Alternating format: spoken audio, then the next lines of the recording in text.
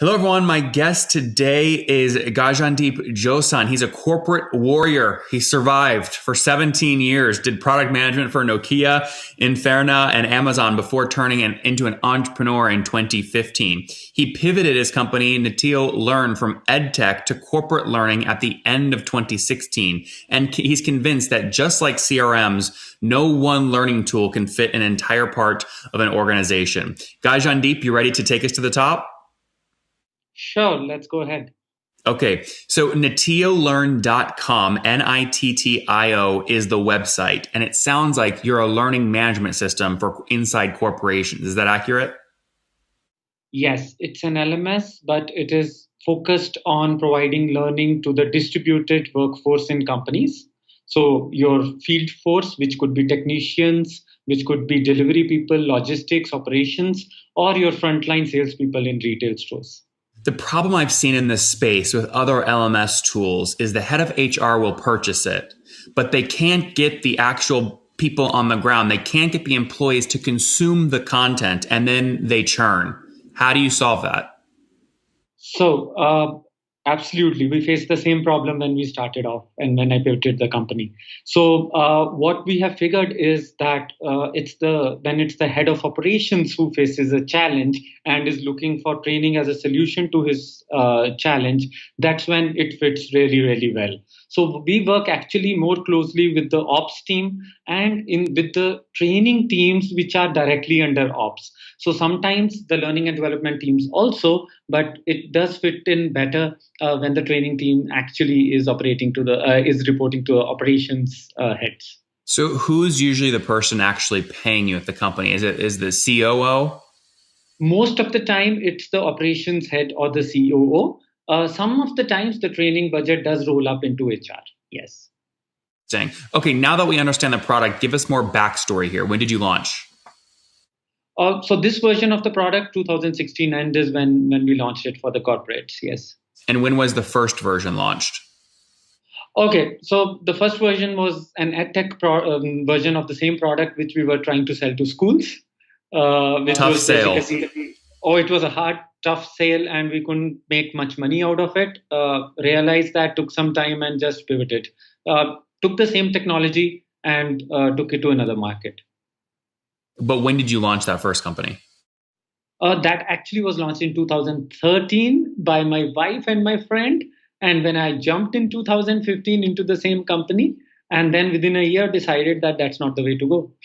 So is your wife working with you at Nittiolearning?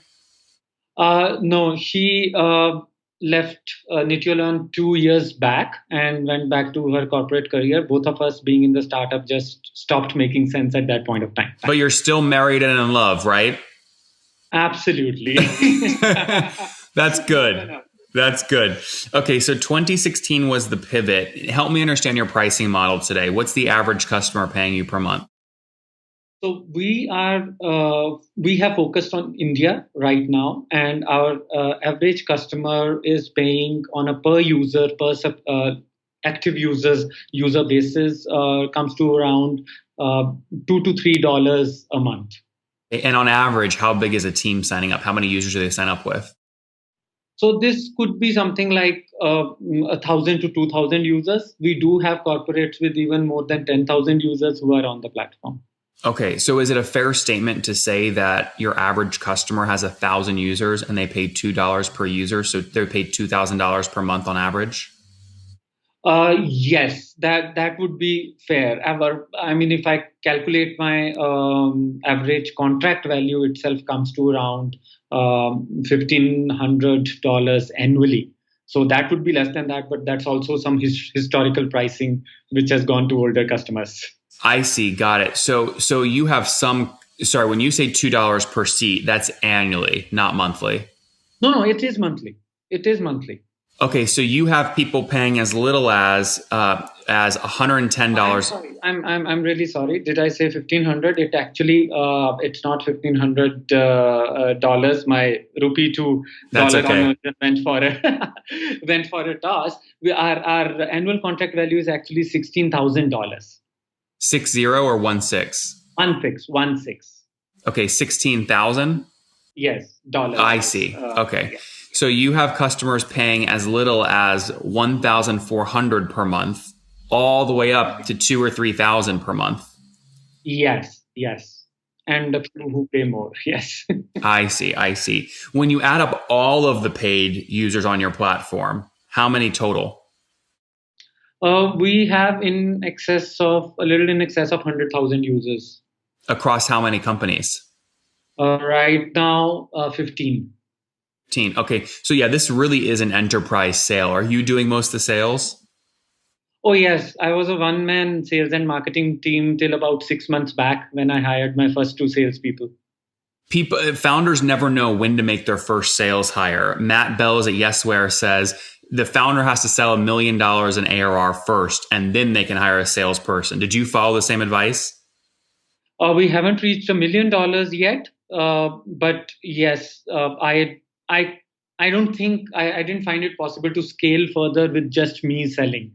I do have salespeople, although I am still doing the closing. So I have SDRs who are setting up the meetings for me, and I also have an account executive who's taking the deals forward. Although I am doing the closing still. So two SDRs, one AE plus you. Do all four of you have quota? Still looking at figuring out what should be the good quotas. We are experimenting with quotas. Yes. I see. I see. Okay. And what's the total team size today? We are now 10 people. How many engineers? So four of us in sales, four engineers, and customer support, and a general operations person. I see. And it sounds like, again, 15 customers, a minimum of $1,500 per month. That means you're doing like between maybe $20,000 and $30,000 per month right now on revenue. That's true. That's true. You're right. And what does growth? Just about $20,000 in revenue. Congratulations. That's not easy to get to. Did you do it bootstrapped or did you raise capital? Completely bootstrapped. We love that. We love that. Congratulations. And what does growth look like? So exactly a year ago, what was monthly revenue? A year ago, our monthly revenue was around 8,000. And it has actually, our deals did get stuck in the last 3 to 4 months. We had a lot of retail and food and beverages related companies which were in the pipeline late stage and which all got stuck and are now no. Yes. So we have kind of relooked at our persona of people whom we should be targeting and started building the pipeline again. But Corona has impacted us. Yeah, I can imagine. So when you look at the impacts of COVID, what would you say your revenue churn is monthly?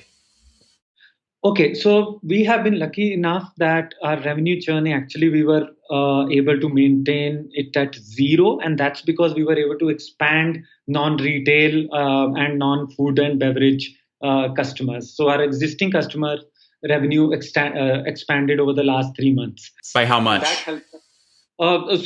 So we went down approximately, I think, so we churned around 10% of our revenue, and we expanded that much in the last 3 months. Congratulations. Yeah, that means net revenue retention is north of 100% during a very tricky time of COVID. That's good numbers.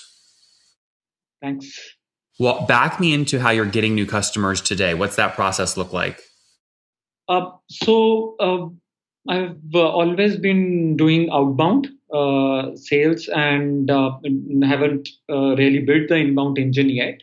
So our primary outreach engine happens to be either email or LinkedIn based, getting to the right people with the right messaging, and then basically following through with the discovery call, and then through with the demos and closing. We have started to build the inbound engine now. So what do you spend in terms of CAC to acquire a new $2,000 a month customer? Actually, I would be lying if I told you I knew that. I have not been able to come up with that number. No one ever knows what these numbers are actually, but a gut instinct helps you drive the business. What does your gut tell you your CAC is? So my gut tells me that my CAC is less than $2,000. And help me understand why. How did you sort of think about that? So, I mean, there is a few costs. So this was a rough thing, which I back of the envelope, if I have to do the calculation with respect to the amount of money we spend upon the lead generation, all the content we create for this purpose, for the middle of the funnel engagement of people, to basically then all the money we spend on, let's say, sometimes a free trial, right? So it was a combination of all of these which gave me this kind of a number. That makes sense to me. Any plans to raise capital, or you want to stay bootstrapped?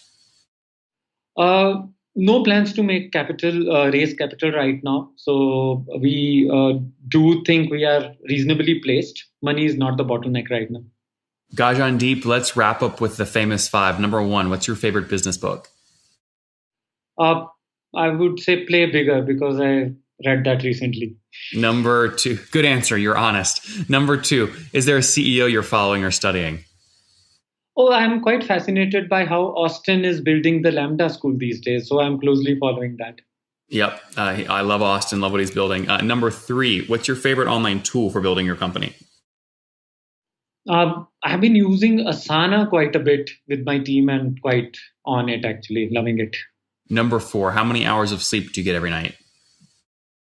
7, at least I try to do that. So 6 to 7 hours. And what's your situation, Gagandeep? Married, single, kids? Married with 2 kids. Okay, and how old are you? I am 42. Last question. What do you wish your 20-year-old self knew? It's okay to make mistakes and make more mistakes. Guys, Nittio Leads is an LMS tool for corporations, especially in the time of COVID. A lot of usage. They're doing about $20,000 a month in revenue right now across 15 customer accounts that pay north of $1,500 per month. So very much an enterprise motion. They've done this all bootstrapped, which we love. 10 people on the team, 4 engineers, and 4 people thinking about sales. Gagandeep, we're rooting for you. Thanks for taking us to the top. Thanks, Nathan. Thanks for the time. One more thing before you go. We have a brand new show every Thursday at 1 p.m. Central. It's called Shark Tank for SaaS. We call it Deal or Bust. One founder comes on, 3 hungry buyers, they try and do a deal live, and the founder shares back-end dashboards, their expenses, their revenue, ARPU, CAC, LTV, you name it, they share it, and the buyers try and make a deal live. It is fun to watch every Thursday, 1 p.m. Central. Additionally, remember, these recorded founder interviews go live. We release them here on YouTube every day at 2 p.m. Central. To make sure you don't miss any of that, make sure you click the subscribe button below here on YouTube, the big red button, and then click the little bell notification to make sure you get notifications when we do go live. I wouldn't want you to miss breaking news in the SaaS world, whether it's an acquisition, a big fundraise, a big sale, a big profitability statement, or something else. I don't want you to miss it. Additionally, if you want to take this conversation deeper and further, we have by far the largest private Slack community for B2B SaaS founders. You want to get in there. We've probably talked about your tool if you're running a company, or your firm if you're investing. You can go in there and quickly search and see what people are saying. Sign up for that at nathanlatka.com/Slack. In the meantime, I'm hanging out with you here on YouTube. I'll be in the comments for the next 30 minutes. Feel free to let me know what you thought about this episode. And if you enjoyed it, click the thumbs up. We get a lot of haters that are mad at how aggressive I am on these shows, but I do it so that we can all learn. We have to counter those people. We got to push them away. Click the thumbs up below to counter them, and know that I appreciate your guys' support. All right, I'll be in the comments. See ya.